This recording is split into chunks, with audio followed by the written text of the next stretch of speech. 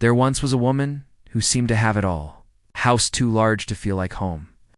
Rooms filled with art she never looked at, and closets overflowing with clothes she never wore. Her wealth wasn't just visible, it was the air she breathed. But beneath it all, what she valued most was control. Among her many employees, there was one who never stood out. The maid. She was quiet, precise, invisible. The kind of presence that made everything work, but rarely got noticed. She arrived early, left late, and never asked for more. The house shone because of her, but her name was never spoken with warmth. She was there, yet never really seen.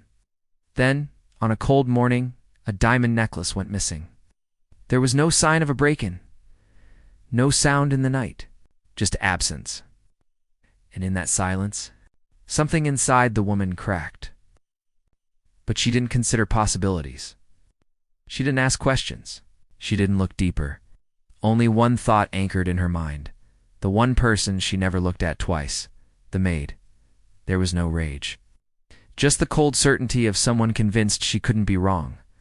With one gesture, the maid was dismissed.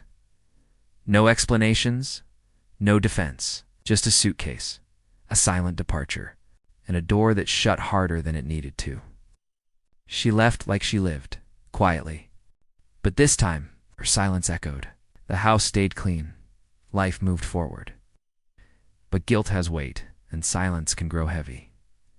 Weeks passed. The necklace didn't return.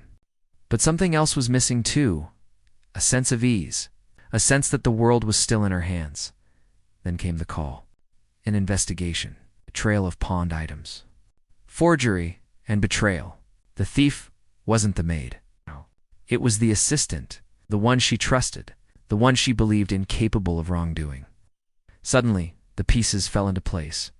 Not about the theft, but about the injustice. The way she had cast someone out, not because of evidence, but because she had never really seen her to begin with. She was searching.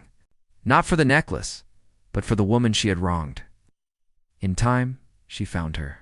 Not in a courtroom, not seeking help, but in peace, living simply, hands deep in the earth. Growing something shaped by her own heart, not someone else's fortune. The woman approached, having shed her pride, carrying only the weight of remorse. But the maid did not run. She didn't raise her voice, simply stood. Turned to look at her for a moment, then returned quietly to what she was doing, as if nothing had happened. It wasn't coldness, it was a choice. A decision made by someone who no longer waited for justice, because she had already found her worth. Moral of the story? Some doors once closed, never open again.